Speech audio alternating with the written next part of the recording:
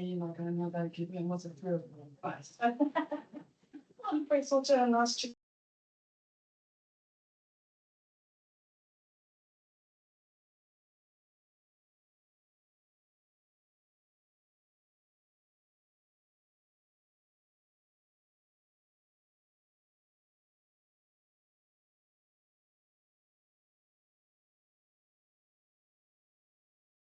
Okay.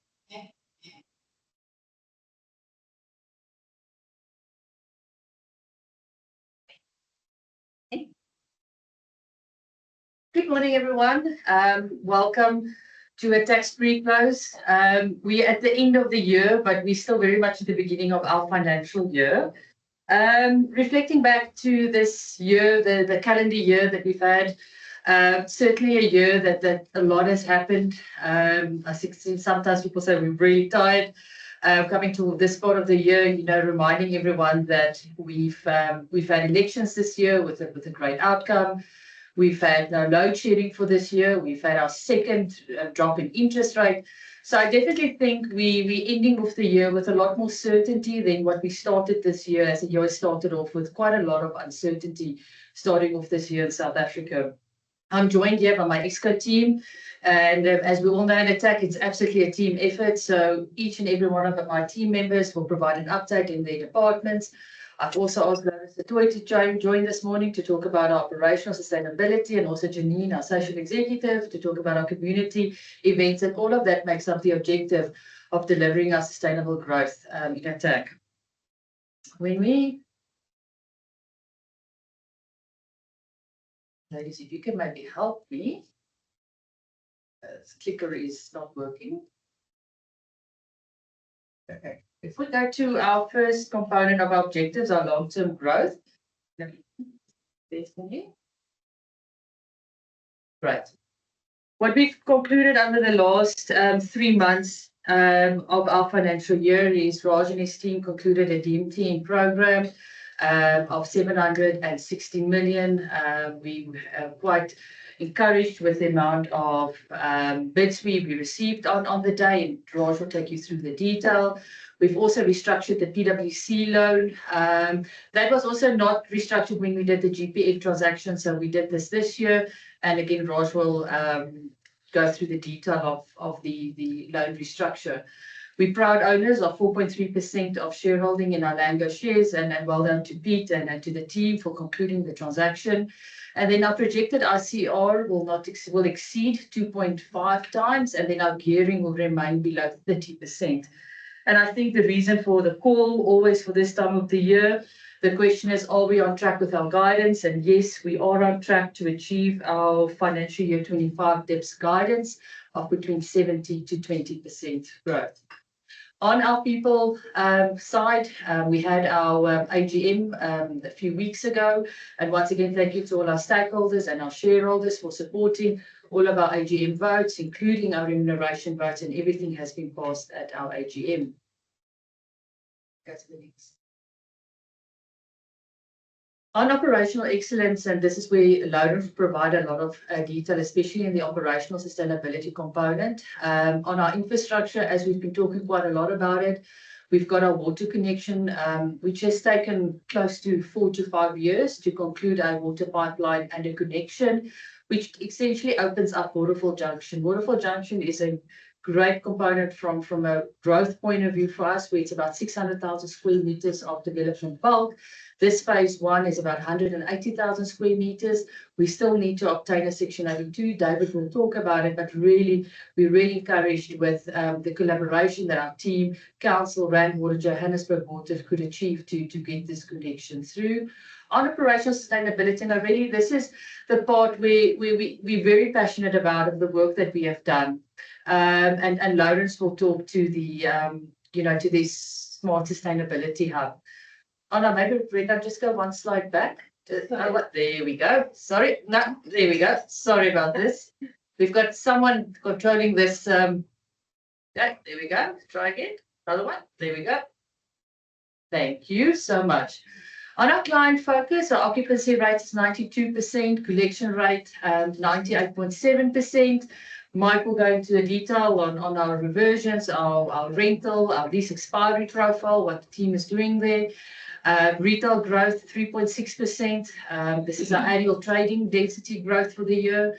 Collaboration up the office space. I always say the offices are not dead. We've done a total of 3,874 square meters of GLA of new leases that the team has concluded.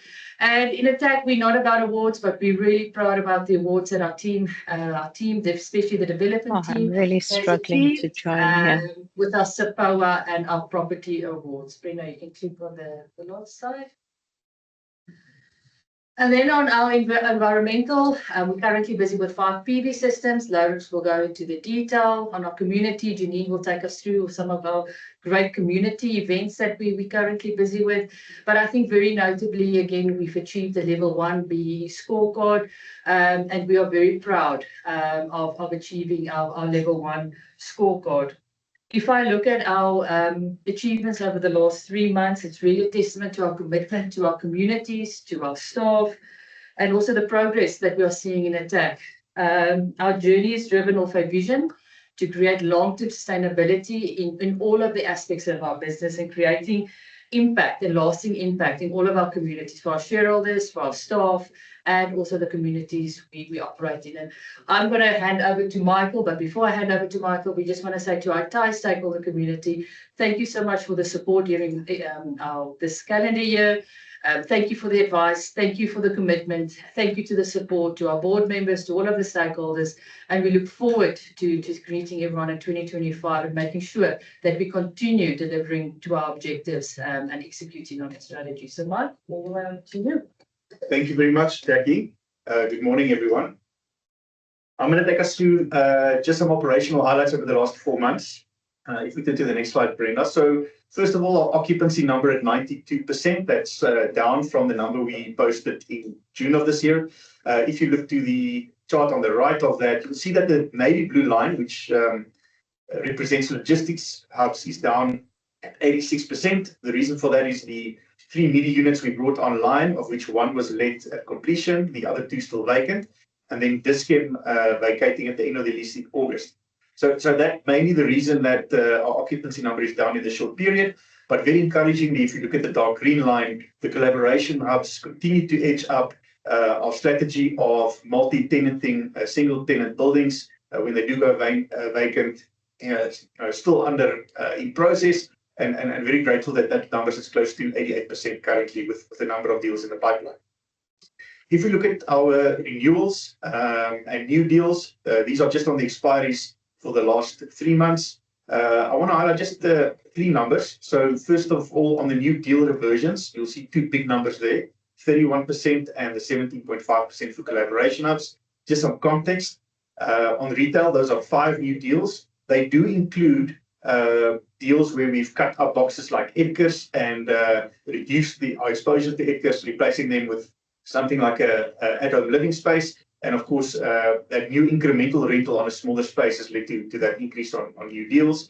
And on collaboration hubs, that is only 1 lease, and it was for 172 square meters. So really, in the bigger scheme of things, insignificant. So I wouldn't be too worried about that number. That trend on the renewal reversions of 8%, I think closer to where the current run rate is when we reset to market on the renewals for collaboration hubs. On collections, nothing really that stands out there. We've had 1 or 2 business rescues in retail, but certainly the teams have been very proactive in dealing with them before they become a big financial risk. Let's turn to some retail updates. So all these numbers are until October of this year. So this is 4-month numbers. So our trading density growth sitting at 3.6%. Once again, just some context, that's a 12-month rolling number. We had negative numbers posted for April and May, which we also sort of discussed in our year-end numbers for June. So those 2 months that had negative growth numbers still included in this rolling number. Very encouragingly, we did see a positive growth number posted for October.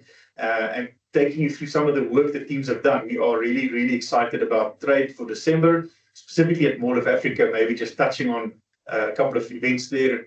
Checkers expanding by 2,000 square meters. That's opening this week before Black Friday. decathlon opening this week. It's the first in-mall one in South Africa, so we're really excited to see what impact that will have. And then sort of maybe the hard work that happens outside of the limelight is where we do upgrades to stores while they trade or while they renew. And there's been 23 store upgrades at Mall of Africa in the last few months, really setting us up for a fantastic festive trading season. And we hope that we can report some good numbers in March. Some more work done by the teams. Eikestad, we replaced the Food Lovers Market with the OK Foods. The franchisee remained in place. It just chose to trade under a different label. I was in Stellenbosch last week on Wednesday. It is a beautiful store and certainly really encouraging to see what the Checkers Group is doing with this franchise model.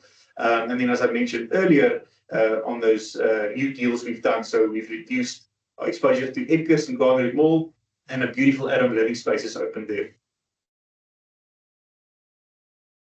On the collaboration side, I want to take us through just a bit of a case study. So our deal making and property management teams have entered into a number of early renewals during the last 4 months, and certainly very encouraging. And the question is why?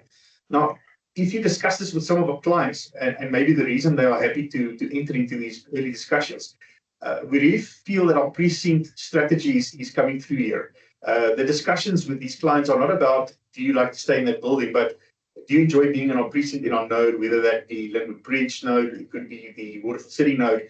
And because their brands are highly visible here, they form part of the community, they're also encouraged to remain and not look for buildings outside. So it enables us to have these discussions, and we were able to conclude a number of deals in this period that only expired sort of in August next year and in July next year.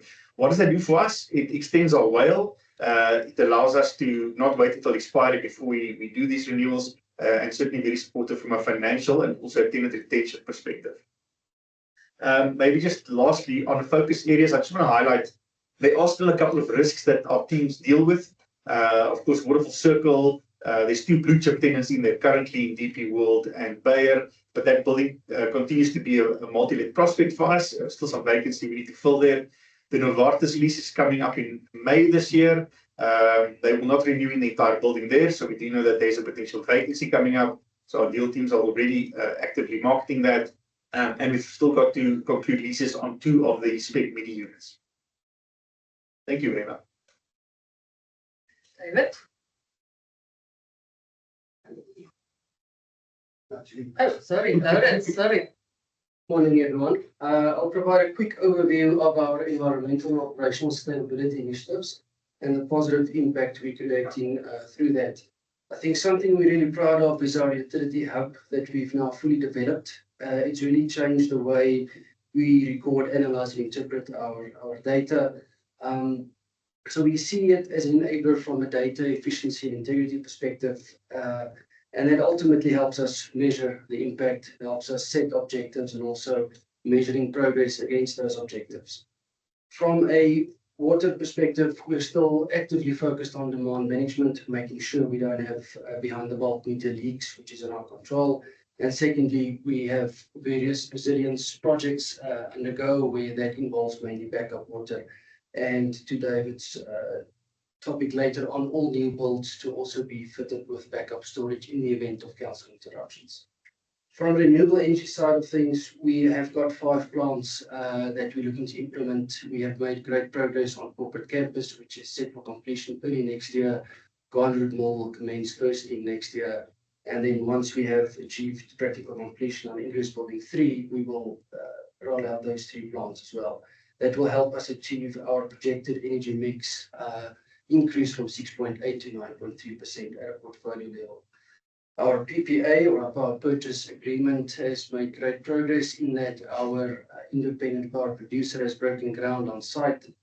So that is set for plant commissioning towards the end of next year, and then early 2026 we will go live on our power purchase. From a power consumption perspective, we have a renewed focus on our HVAC and building management systems. So we've got various pre-feasibility work streams undergo, and then a key focus on concluding a project for approval at Garden Mall. And then lastly, making sure we're compliant from an EPC or energy performance certificate or certification perspective. We have got all our buildings certified, and we are using new ones as the requirements required from us. That's it from me. Morning, everybody. So just on the development side, I mean, Jackie touched on it a little earlier, but you know, in the previous results, we've obviously been talking quite a lot about our battles around this water connection for Junction. As I mentioned in our end of year results, we have concluded that it's commissioned. We are now just going through the paperwork to achieve Section 82 for phase 1, which is, I think, a huge milestone for us. You know, we've essentially been out of the warehousing and logistics space for about three years. And considering that's probably been the most buoyant sector, it has sort of hurt our development right out a little bit, but extremely excited. I think a phenomenal piece of land. I think it also shows you with the difficulties on unlocking land at the moment within the South African context, how valuable land with Section 82 in place is going to be. So excited about that. It's giving myself and our deal makers a bit more confidence in sitting in front of clients, giving them timelines so that we can obviously start making decisions. And at the moment, Lawrence and I are obviously hoping for April next year to proclaim phase 1. We are running on a couple of transactions there, and hopefully we'll conclude some of them, but obviously we'll only conclude once we have full confidence that April will be Section 82 approval. On the new res scheme Aspire, so we're on track for mid-February launch 2025. We've obviously come out of a high interest rate cycle. You'll see there by the ellipse numbers, we're at 100% now on phase 1 sold, and phase 2 on 99.5, and on phase 3 at 8.5. Those aren't bankable, but those are sales. I think it just shows you the robustness of Waterfall. You know, people want to live in a quality environment. Attracting people buying a product of this quality in this environment, I think, has been a testament to Waterfall as a precinct, as well as a testament to our JV partner, which talks to a strategy of ours. We do want to do a number of JVs within the city and also deal with JV partners that are best in class. And Tricolt are one of those, and that's why we are backing them, obviously, with us on Aspire to launch in February. Aspire is not a massive residential development. It's only going to be 217 units, where Ellipse is 670 units, and it's going to be attached to the mall. Similar product in many ways, different in other ways. Our first sort of big development attached to the mall since we've become a 100% ownership there. So very excited for what that's going to do for the precinct, and obviously to drive more people into Waterfall's city centre. If you look at the development activity, 1.5 billion rand, if you consider the 3 developments that are under construction, being Ingress, Ellipse, Vantage, and then if you include Aspire, which we will start launching in February, probably construction in about 18 months' time. So if you consider we aren't rolling out any warehousing, I think it's a very strong number. I think very excited for the future. And you can see by the 50,000 squares of developments that we're currently under negotiations. I think what's quite unique there, it's a number of different types of developments. It's not one sort of standard, we're looking at warehousing only, or we're looking at office only, and a number of them are actually going to be potentially attached to the Mall of Africa. Again, I think exciting for the city centre of Waterfall and the Waterfall in the future. With that, I'll hand over to Raj. Quite a bit of a funding update. We've been fairly busy over the last 2 months or so with some great outcomes. We look at our drawn interest-bearing debt up to about 6.8 billion, up from just 6.1 billion at June. That increase around about 750 million, largely due to the bond that we raised during the month of October. But you can see on a net interest-bearing borrowings basis, relatively flat at 5.6 billion. The reason for that is that the majority of the funding that we've raised is either sitting in our cash balances, or we use it to prepay some of our facilities. And some of that you can see now, available liquidity, very strong at about 1.8 billion. Like I said, a large portion of that attributable to the bond that we raised. Our weighted average loan term at about 3.0 years. Now, weighted average term of hedges down to 2.2 years. And that's as a result of us monitoring the swap curve. It's been fairly volatile over the last 2 months. Looked really attractive in the month of September, but has moved up substantially in the last sort of 6 to 8 weeks. And I'll talk a bit more about that. We're still above our internal policy of hedging at least 70% of our drawn facilities. And then I think a really good news story, if you look at our weighted average cost of debt, both on an all-in basis and a variable basis, significantly coming down from 10 down to 9.6 and 9.7% respectively. And I'll talk to that a little bit more shortly. If you look at the funding mix on the right-hand side, for the first time, our bond is now featuring at about 11.2%. We see that increasing over a period of time to somewhere between 20 or 25% of the overall group's debt. And the graph at the bottom showing that in the next 12 months, not much falling due from a debt perspective, but a substantial amount of our hedges are coming off. We are busy proactively managing that. If you look at the 30 to 24 month column graph there from a funding perspective, 2.8 billion falling off, but actually 2.2 of that is due and repayable in October 2026. So we actually have almost 24 months for that, and we'll proactively refinance that closer to the time. If we move on to the next slide, just some high-level highlights. What we have done in October, two major pieces of funding that we've done. Our PwC loan refinance, so you'll recall that was not part of the refinance that we done last year. We concluded that effectively 1 October, reducing the funding cost substantially by almost 40 basis points. Reduced the overall average term by about a year, but I think overall a great outcome on a large chunk of debt.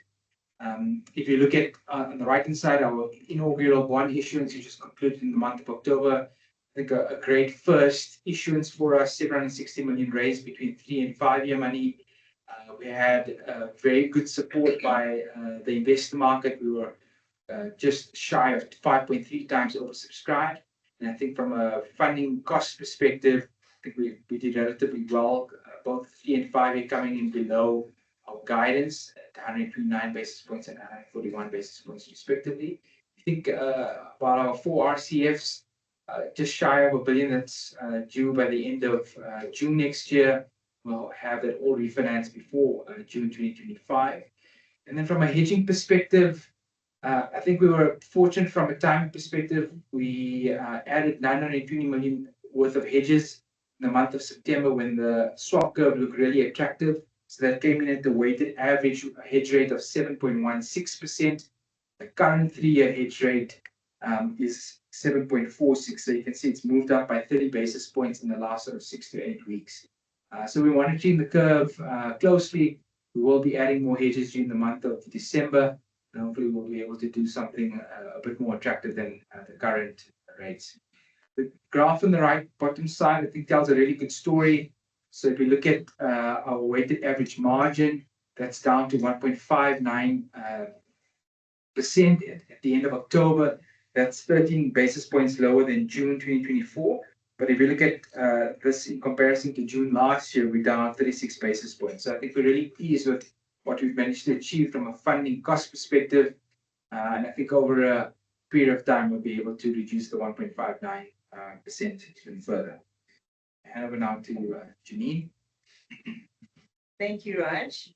Good morning, everyone. As Jackie mentioned earlier, one of our key objectives is to make a meaningful and positive impact in our communities. It's really key to our purpose. We strive to create remarkable experiences for all those that enter into our space of influence and those in our communities as well. So we run various community initiatives throughout the year, but I'm just going to focus on 3 of our most recent initiatives. So the one you'll see over there is our Matric Dance Initiative. It is Matric Dance season, and the youth in our communities is really important to us. So we really believe in supporting them, inspiring them to change or turn their dreams into realities.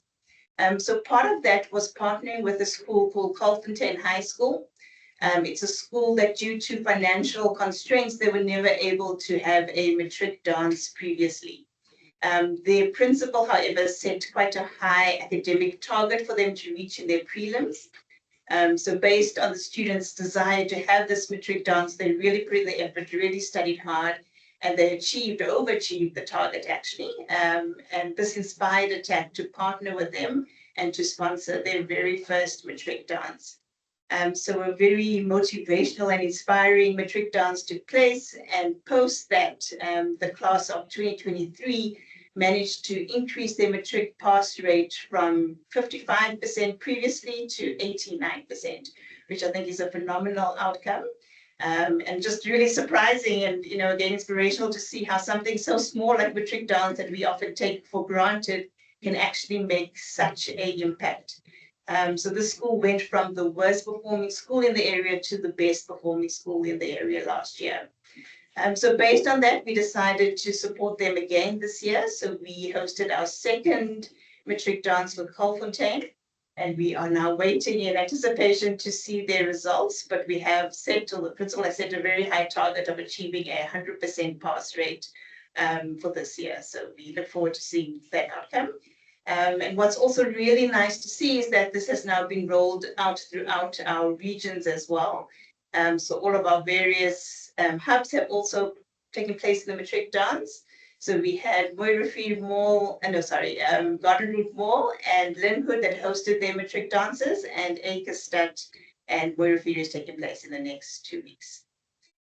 Then something exciting that happened within Waterfall during Heritage Month was the introduction of 2 new art installations. So it really brought a great sense of vibrancy and history into the city. These were art installations that were created by young up-and-coming artists and that were inspired by the work of the internationally acclaimed artist, Dr. Esther Maklangu. And it was incredible to have her presence there as well when we unveiled this at Mall of Africa. So it was really, the excitement was tangible. But please, feel free to travel around Waterfall and just embrace this incredible artwork that you'll now see on 2 of our grand staircases.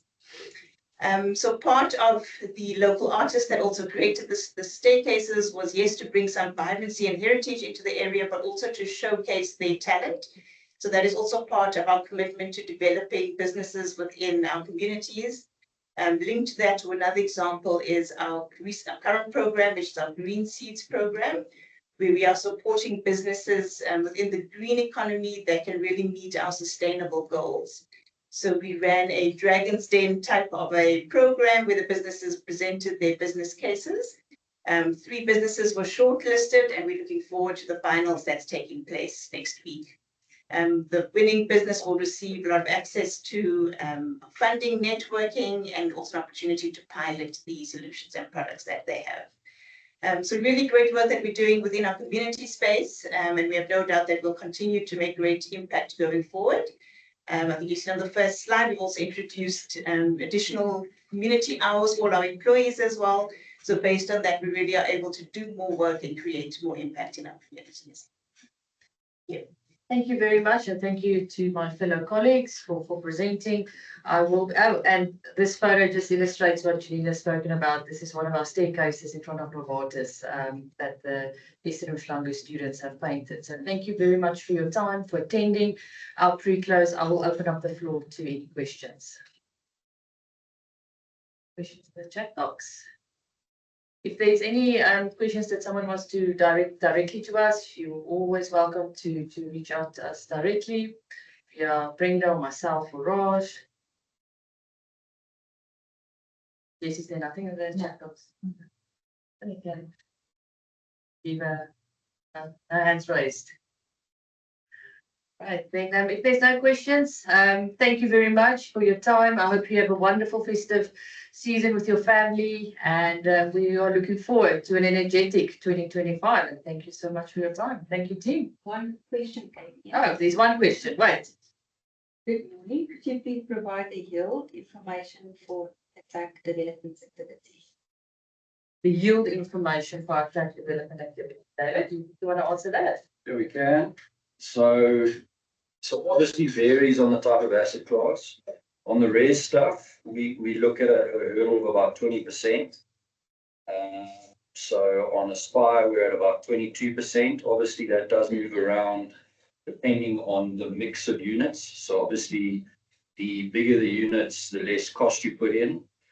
So there is a bigger profit margin there, but obviously we do design it that we can cut the units up smaller and then they become more sellable. So it's a balancing act. Then on your Vantage, so that we're at a 9% premium. So post MEA that you're looking at 8.5, that is capex linked. So that is a set rate. So obviously if the capex comes down, the rent comes down, but the yield remains the same. And then on your offices, your collaboration hubs. So the reason we're building there at Ingress is because we've obviously got quite a bit of sunk costs and infrastructure of about 27 million rand if you exclude the land. So we look at a cash yield basis there, and then we obviously look at it a normal clean yield basis there. But on a cash yield basis, we're at about 10% on that. Is there anything else in the chat box from Q&A? If there's anything, please reach out to us directly. Again, thank you for your time and have a wonderful day. Sorry, There's another one. There's another one. Before you goodbye. Sorry. I'm not going to say goodbye anymore. What's the question, Brenda? Please provide more insight on the waterfall. Trading density growth seems to be slower than the 5.8 from last year. The weighted average trading density Yeah. growth. Yeah, so I can. So during that quick voiceover earlier, so what we had, this is a 12-month rolling number. What we have in that 12-month rolling number are the months of April and May. So they were negative trading months. I believe the May one was negative 4.4%. So that led to the change. If you look at the history between June 2023 and June 2024, that reduction would have been because of those months. Now, those months are still in the calculation for the 12 months up to October, but potentially what we do lose is some of those very yearly growing numbers that we had back in 2023. So they out of the sample in the 4 months that we now include after year end. August was also static, but we saw some good growth, closer to 7% for October. And once again, hoping for a good festive trading season. So I think it's more a sample of what's included in the 12 months. And as that period extends, I expect that number to change, hopefully positively. Here's a difficult question. What is the current WALE? I don't know if the current well is at 30 September. We'll send it through. Yeah, you can calculate it. Yeah. We'll send it. There. That's all. I think on retail, we're not concerned. Yeah. Very rough estimate of the cost to income ratio. I don't think it would have significantly changed from our June numbers. So they can maybe just refer. Yeah, so both WALE and cost to income, they can just refer to the June published. Yeah.